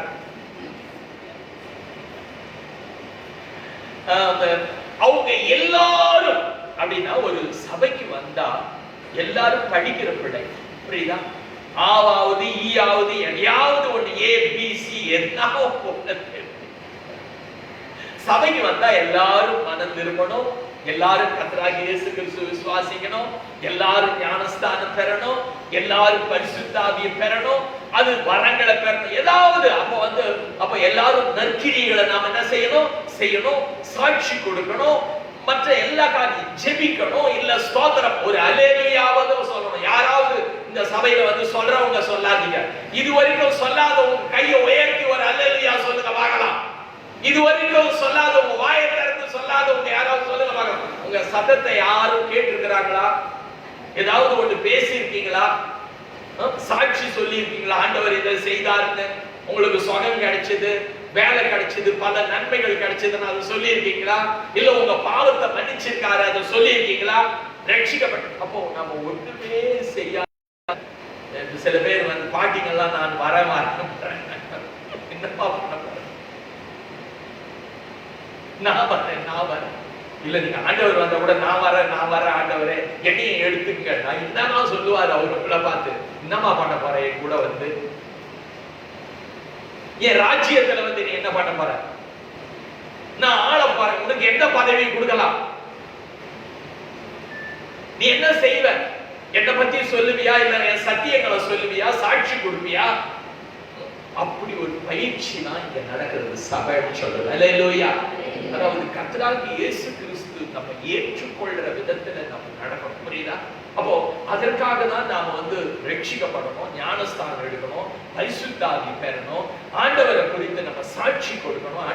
ஆண்டவர் எனக்கு ரட்சிப்பு கொடுத்தாருன்னு சொல்லணும், அல்லது எனக்கு சுகம் கொடுத்தாருன்னு சொல்லணும், ஆண்டவரை தேவைகளை ஜெபிக்கணும், துதிக்கணும். அதெல்லாம் வந்து வாழ்க்கையில். அப்போ அவர்கள் எல்லாரும் 120 பேர் அங்க வந்து யார் யார் இருக்கிறாங்க? நிறைய பேர் இருக்கிறாங்க.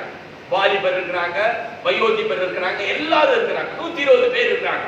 120 பேர் எல்லார் மேலையும் பரிசுத்த ஆவியானவர் இறங்கினார். எல்லாரும் பாஷைகளை பேசினாங்கன்னு அப்படிதான் எழுதியிருக்காரு, புரியுதா? அந்த லூக்கா எழுதியிருக்காரு. அவர்கள் எல்லாரும் பரிசுத்த ஆவியினாலே நிறைந்து. அப்போஸ்தலர் நடவடிக்கைகளை நல்லா போய் படிங்க. அதனால வந்து படிப்பு இதுக்கு தேவையில்லை. நான் பள்ளிக்கூடமே போலன்னா உன்னை யார் பள்ளிக்கூடம் போக சொன்னாங்க? நானா பள்ளிக்கூடம் அல்லேலூயா சொல்லுன்னு சொல்றேன். ஆண்டவரே ஏசப்பா ஸ்தோத்திரான்னு சொல்லு, தேவனே ஸ்தோத்திரம். உன்னை நான் பள்ளிக்கூடம் போனியா போலியான்னு கேட்கல. நீ பள்ளிக்கூடம் போனவங்க எல்லாம் இங்க வரணும்னு சொல்லல, புரியுதா? வந்து ஒரு ஸ்தோத்திரமாவது ஆண்டவரை பார்த்து ஸ்தோத்திரம் பண்றதோ, துதிக்கிறதோ, அவரை குறித்து சாட்சி சொல்றதோ, அது மாதிரி இல்லாத ஒரு பழக்கம் இல்லாத, என்னதான் இந்த ஆண்டவருடைய இந்த சபையில வந்து நீ என்னதான் ஒரு மேன்மையை கற்றுக்கொண்ட, ஆண்டவர் இடத்துல என்ன கற்றுக்கொண்ட? அதனால ஜெபம் பண்ணிக்கங்க, நீங்க ஜெபம் பண்ணிக்க பாஸ்டர், நீங்க ஜெபம் பண்ணிக்க. நீங்க என்னதான் பண்ண போறீங்க? நான் ஜெபம் பண்ணிட்டு நல்லா தான் இருக்கிறேன், ஜெபம் பண்றேன், நல்லா தான் இருக்கிறேன், சுகம் கொடுக்கிறாரு, பலம் கொடுக்கிறாரு, நமக்கு வந்து சாப்பாடு கொடுக்கிறாரு, துணி கொடுக்கிறாரு, எல்லாம் கொடுத்து நல்லா தான் வச்சிருக்காரு. நான் ஜெபம் பண்ணிக்கிட்டே தான் இருக்கிறேன், நான் ஸ்தோத்திரம் பண்ணிக்கிட்டே தான் இருக்கிறேன், நான் பாட்டு பாடிக்கிட்டே தான் இருக்கிறேன், நான் வசனம் சொல்லிக்கிட்டே தான் இருக்கிறேன், அவரும் என்ன வாழ வச்சுக்கிட்டே தான் இருக்கிறார். எப்ப அவர் கைவிட்டார்? எப்ப என்ன வந்து ஆகினால எனக்கு உதவி செய்யாது இருந்தார்? எப்ப என் தேவைகளை சந்திக்காது இருந்தார்? அவர் தினமும் என்ன வழி நடத்துறார். அல்லேலூயா. வழி நடத்தும் வல்ல தேவன் வாழ்வில் நாயகனே, வாழ்வில் நாயகனே, நம் வாழ்வில் நாயகனே,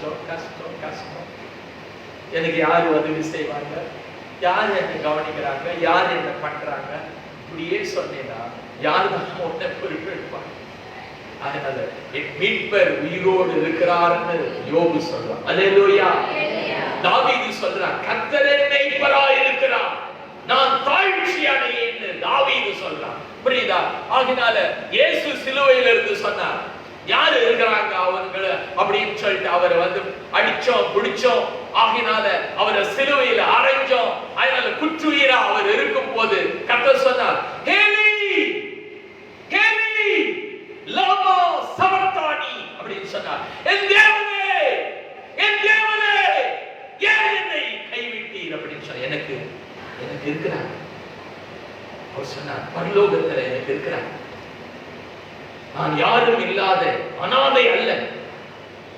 இந்த உலகம் என்னை அழிக்க முடியாது.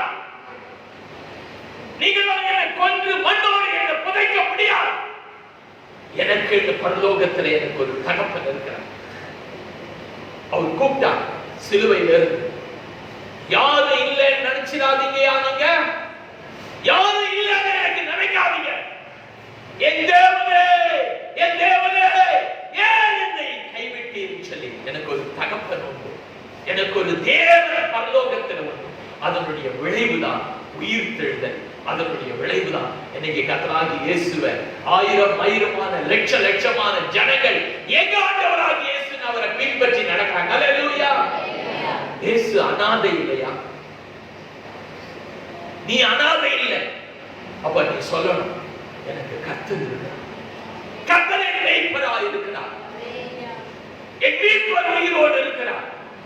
ஆகினால அவர் என்னை ரட்சிக்க, என்னை காப்பாற்ற, என்னை விடுவிக்க அவர் இறங்கி வருவார். இப்படி இருக்கணும் தேவ பிள்ளைகள். அவர் அல்லையா? சொல்லுங்க பார்க்கலாம். உங்களுக்கு இருக்கிறாரா பாப்போம். இந்த மாதிரிலாம் பேசக்கூடாது, புரியுதா? நீ ஆண்டவருடைய பிள்ளையா இருந்தா அப்போ நீ ஆண்டவர் எனக்கு இருக்கிறார், கர்த்தர் எனக்கு இருக்கிறார், கர்த்தரின் தேவைகளை சந்திக்கிறவரா இருக்கிறார். அதனால் இந்த தேவன் மரண பரியந்தம் நம்மை நடத்துகிறது. நீ ஒரு அனாதை மாதிரி பேசக்கூடாது, யாரும் இல்லாத மாதிரி பேசக்கூடாது, புரியுதா? அது ஏன் சபைக்கு வராது, புரியுதா? நீ ஒரு அனாதை மாதிரி நினைக்க கூடாது. கர்த்தரின் மேய்ப்பரா இருக்கிறார். இது கர்த்தருடைய வீடு. கர்த்தர் என்ன கொண்டாந்தது சபையில சேர்த்து இருக்கிறார். அவரை துதிக்க வரேன், அவரை பாட வரேன், அவரை மகிமைப்படுத்த வரேன், அவரை ஸ்தோத்திரிக்க வரேன், அவரை பிரஸ்தாபம் பண்ண வரேன், அவருடைய சத்தியங்களை நான் அறிந்து கொள்ள வரேன். அல்லேலூயா.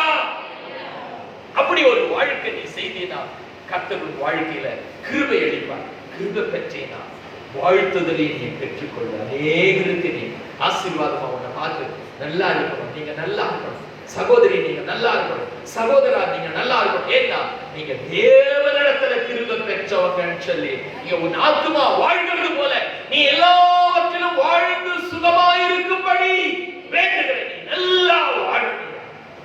ஏன்னா நீ தேவனிடத்துல கிருபை பெற்ற. இப்படி ஒரு வாழ்த்துதலை நாம பெற்ற மக்களா இந்த உலகத்துல நாம வாழணும். அதனால நாம வாழணும். கர்த்தர் நம்மை ஆசீர்வதிப்பார். அல்லேலூயா, அல்லேலூயா. ஆண்டவருடைய பிள்ளைகளா இருக்கிற நாம நம்ம வாழ்க்கையில அவர் எரேமியா சொன்னார், 1000 தலைமுறை வரைக்கும் நீ என்ன செய்கிறீர்? கிருபை அளிக்கிற தேவனா. கிருபை அழிச்சுக்கிட்டே இருப்பார். தகுதி இல்லாத நமக்கு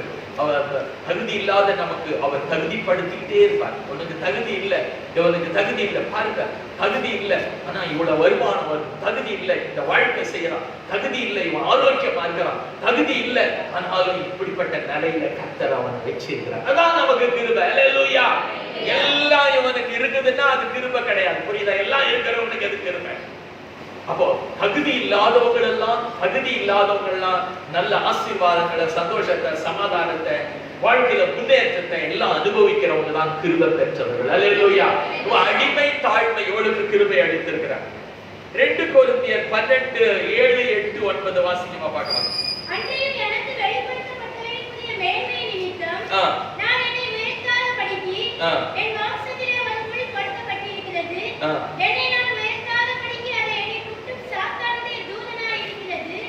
அது என்னை விட்டு நீங்கும்படிக்கு நான் 3 நாள் கர்த்தரிடத்தில் வேண்டிக் கொண்டேன். அதற்கு அவர், என் கிருபை உனக்கு போதும், பலவீனத்திலே என் பலப்பூரணமாய் விளங்கும் என்றார். ஆகையால் கிறிஸ்துவின் வல்லமை என்மேல் தங்கும்படி என் பலவீனங்களை குறித்து நான் மிகவும் மேன்மைப்பார். அதாவது தாழ்மைன்றத பத்தி நம்ம கவனிக்கணும். அதாவது தாழ்மை நமக்கு இருக்கணும். மரியாதை காரணம் அடிமையின் தாழ்மையை கண்ணோக்கி பார்த்து பவுல் சொல்றார். கவனிக்க, நம்ம வாழ்க்கையில இருக்கிற நிலைகளை நாம சரியானபடி சொல்லணும். இப்போ அவருக்கு சாத்தானால ஒரு முள்ளு, அந்த முள் அவர் உயர்த்தினா அது என்ன செய்தது? குட்டது. அதாவது அது அவரை தாழ்த்து. நீ உயர்த்தக்கூடாதுன்னு தாழ்த்து. அப்போ அந்த தாழ்மையில் இருக்கிற அவர் என்ன செய்யறாருன்னு சொன்னா தேவனை நோக்கி ஜெபிக்கிறார். ஆண்டவரே, நான் தாழ்மையில் இருக்கிறேன், நான் தாழ்த்தப்பட்டிருக்கிறேன். இந்த தாழ்மையினுடைய அடிமையை நீங்க நோக்கி பார்க்கணும். அப்ப நான் ரொம்ப நொந்து போயிருக்கேன். சாத்தானால இந்த முள்ளால நான் வேதனைகளை அனுபவிக்கிறேன், இந்த முள்ளால நான் துன்பத்தை அனுபவிக்கிறேன், இந்த முள்ளால நான் இப்படிப்பட்ட நிலையில் இருக்கிறேன்னு சொல்லி 3 முறை ஜெபம் பண்றார். அதாவது எனக்கு இருக்கிற இந்த பலவீனம், எனக்கு இருக்கிற இந்த பிரச்சனையில நீங்க எனக்கு உதவி செய்யணும், இதுல இருந்து என்ன நீங்க காப்பாற்றணும், இதுல இருந்து இந்த முள்ளை இடத்திலிருந்து நீங்க செய்யணும், எடுத்து போடணும். அப்போ தனக்கு இருக்கிற தன்மைகளை, உண்மைகளை கர்த்தர் இடத்துல நம்ம பேசினாதான் நமக்கு கிருபை அளிப்பார். கர்த்தர் சொன்னார், என் கிருபை உனக்கு போதும், பலவீனத்திலே என் பலம் பூரணமாய் விளங்கும். அப்ப நான் உனக்கு கிருபை அளிக்கிறேன். ஏன்னா இந்த தாழ்மையான வேண்டுதலுக்கு, ஜெபத்துக்கு, அதாவது தாழ்மையை குறித்து கர்த்தராகிய இயேசு தான் நிறைய கற்றுக் கொடுத்திருக்காரு. நம்ம இந்த மாதிரி நீங்க பழைய ஏற்பாட்டிலேயே பார்க்க முடியாது, யாரும் அந்த மாதிரி சொல்லல. அதாவது இந்த ஜெபத்தினுடைய தாழ்மை லூக்கா எழுதின சுவிசேஷத்துல நீங்க பாருங்க, 18ஆம் அதிகாரத்துல தாழ்மை குறித்து அவர் சொல்றார். 10ல இருந்து 14 வரைக்கும் போய் வாசித்து பாருங்க. அதாவது லூக்கா 18ஆம் அதிகாரம் தாழ்மை குறித்து கர்த்தர் தாழ்மையான ஜெபத்தை குறித்து சொல்றார். 2 மனுஷர் ஜெபம் பண்ணும்படி தேவாலயத்துக்கு போனார்கள். ஒருவன் பரிசேயன், மற்றவன் ஆயக்காரன். பரிசேயன் நின்று, தேவனே, நான் பரிகாரன், அநியாயக்காரர், விபச்சாரக்காரர், மற்ற மனுஷரை போலவும் இந்த ஆயக்காரனை போலவும் இராதபடி நான் உம்மை ஸ்தோத்திரிக்கிறேன். வாரத்தில் 2 தடவை உபவாசிக்கிறேன். என் சம்பாத்தியத்தில் எல்லாம் தசமபாகம் செலுத்தி வருகிறேன் என்று தனக்குள்ளே ஜெபம் பண்ணினான். ஆயக்காரன் தூரத்திலே நின்று தன் கண்களை வானத்துக்கு ஏறெடுக்க துணியாமல் தன் மார்பிலே அடித்துக் கொண்டு, தேவனே, பாவியாகிய என் மேல் கிருபையாயிரும் என்றான். அவன் அல்ல, இவனே நீதிமானாக்கப்பட்டவனாய் தன் வீட்டுக்கு திரும்பி போனார் என்று உங்களுக்கு சொல்லுகிறேன். ஏனெனில் தன்னை உயர்த்துகிற எவனும் தாழ்த்தப்படுவான், தன்னை தாழ்த்துகிறவன் உயர்த்தப்படுவான் என்றார். கவனிங்க, இயேசு கிறிஸ்து தான் சொன்னார். ஓமானமா யாரும் இந்த மாதிரிலாம் யாரும் சொல்லல. அதாவது இதை கற்றுக் கொடுக்கல. இப்போ இந்த ஜெபத்தை எப்படி செய்யணும்ன்றத அவர் தான் சொல்லி தரார். அதாவது தாழ்மைன்றது என்னன்னா ஒரே நிலையில, அதாவது பாவியாகி என் மேல நீங்க என்ன செய்யுங்க, கிருபையார். அந்த ஆயக்காரன் சகையுமான் தான் நினைச்சுங்க. ஆயக்காரன் வரி வசூல் பண்றவன். அவன் என்ன நல்லதை செய்தானோ என்ன கெட்டதை செய்தானோ தெரியாது. ஆனா அவனுக்குள்ள ஒரு தாழ்மையான மனநிலை என்ன செய்தது இருந்தது. அதனால இந்த தாழ்மையான அந்த தன்மையை அவன் தேவனிடத்துல காட்டுறான். என்ன செய்யறான்னா, பாவியாகி நீங்க என்ன செய்யுங்க, கிருபையாயிருங்க. தேவனே, பாவியாகி என் மேல கிருபையா. இப்படி ஒரு ஜெபத்தை வேற யாரும் சொல்லி கொடுக்கல, கர்த்தராகிய இயேசு தான் சொல்லி கொடுத்திருக்காங்க. இது நடந்த சம்பவம் இல்ல, ஓமானத்து சொல்றாங்க. 2 பேர் ஜெபம் பண்ண போனாங்க. அப்போ அந்த இயேசு கிறிஸ்து தாழ்மை குறித்து சொல்லும் போது, அதாவது உலகத்தில் இருக்கிற மக்கள், ஜனங்கள் கர்த்தரிடத்துல போகும்போது எப்படி செய்யணுமான்னா, அதாவது வாழ்க்கையில கிருபை கிடைக்கலன்னா என்ன செய்யணுமா அப்படின்னு சொன்னா, பாவியாகி என் மேல நீங்க என்ன செய்யுங்க, கிருபையா. நான் பாவியா இருக்கிறதுனால எனக்கு கிருபை கொடுக்காத இருக்குங்க ஆண்டவரே. அப்போ நான் பாவியா இருக்கிறதுனால துர்மார்க்கம் இருக்குது, பாவியா இருந்தா பெருமையே எனக்கு இருக்குது, அதனால உங்க கிருபை எனக்கு கிடைக்காமலே இருக்கு. அதனால அந்த ஆயக்காரன் சொல்றா, பாவியாகி என் மேல கிருபையாயிரும். தேவனே, பாவியாகி என் மேல நீங்க என்ன செய்யுங்க, கிருபையாயிரும் அப்படின்னு கேட்ட உடனே கர்த்தர் அவனை அப்படியே நீதிமான் ஆகினார். அவனுக்கு இறங்கிட்டான். அல்லேலூயா, அல்லேலூயா, அல்லேலூயா.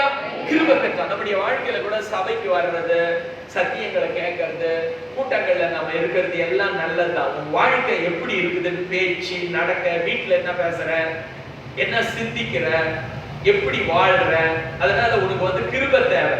கிருபை தேவைன்னா நம்ம வாழ்க்கையில கிருபைக்காக என்ன செய்யணும்? வழிகள்லாம் வச்சிருக்காங்கம்மா, இதெல்லாம் படிச்சு பார்க்கணும் பைபிள்ல.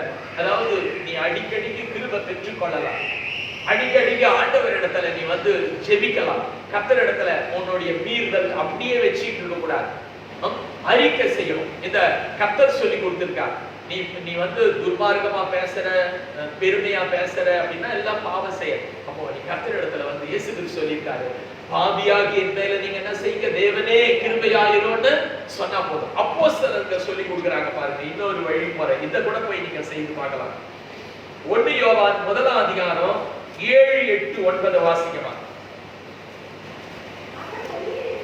அவர் ஒளியில் இருக்கிறது போல நாமும் ஒளியிலே நடந்தால் ஒருவரோடு ஒருவர் ஐக்கியப்பட்டு இருப்போம்.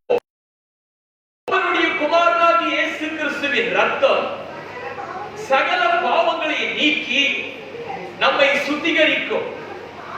நமக்கு பாவம் இல்லை என்போமானால் நம்மை நாமே வஞ்சிக்கிறவர்களாய் இருப்போம், சத்தியம் நமக்குள் இராது.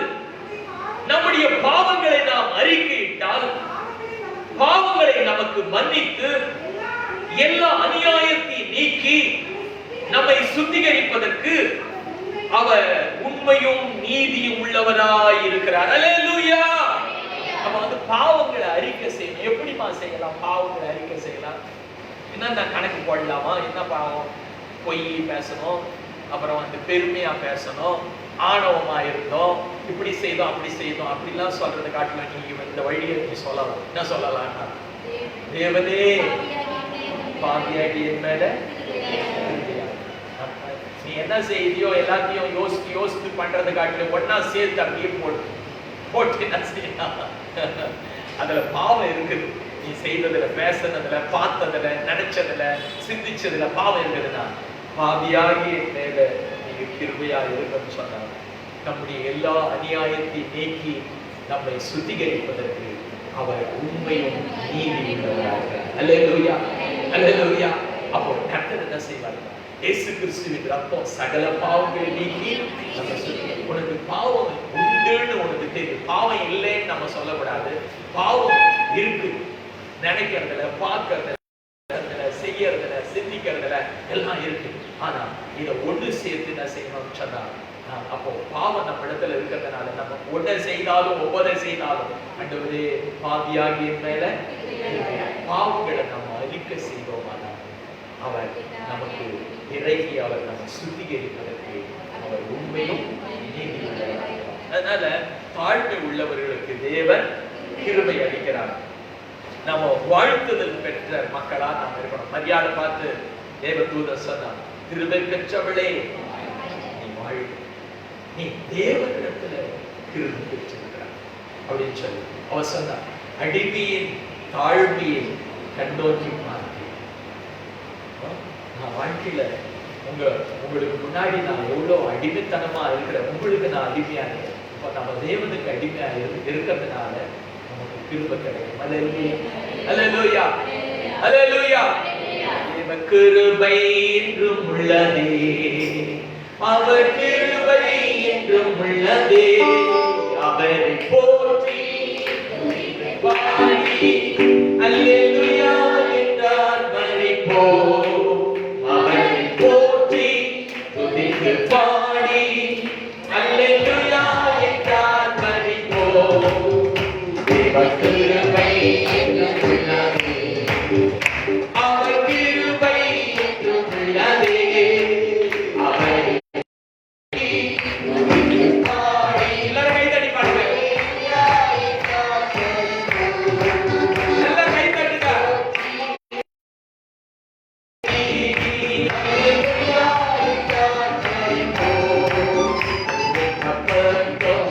பணிகிடாமல் கர்த்தர் நம்மை காத்ததாயே.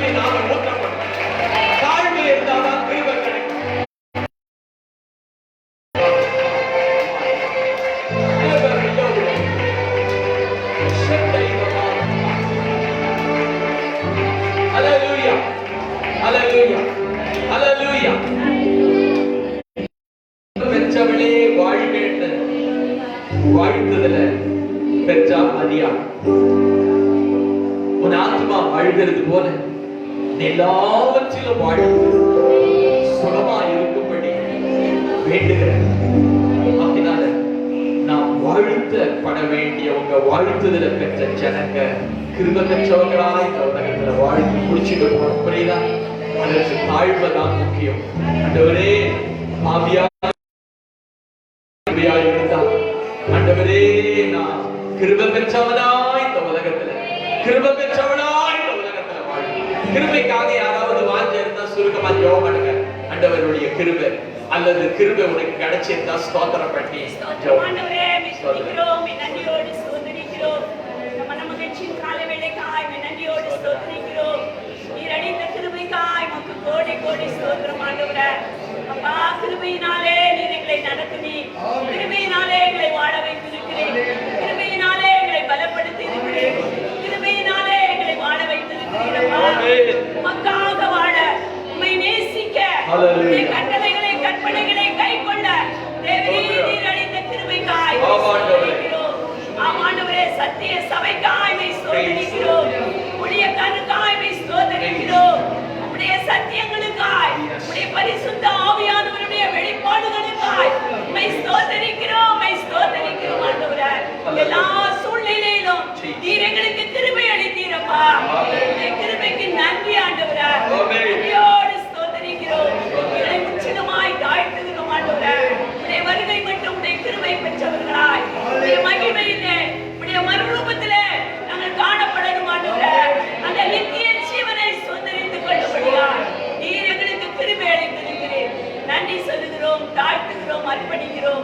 இயேசு கிறிஸ்துவின் மூலம் வேண்டிக் கொள்கிறோம் நல்ல பிதாவே. ஆமென். உட்காருவோம். மாலையில 7 மணிக்கு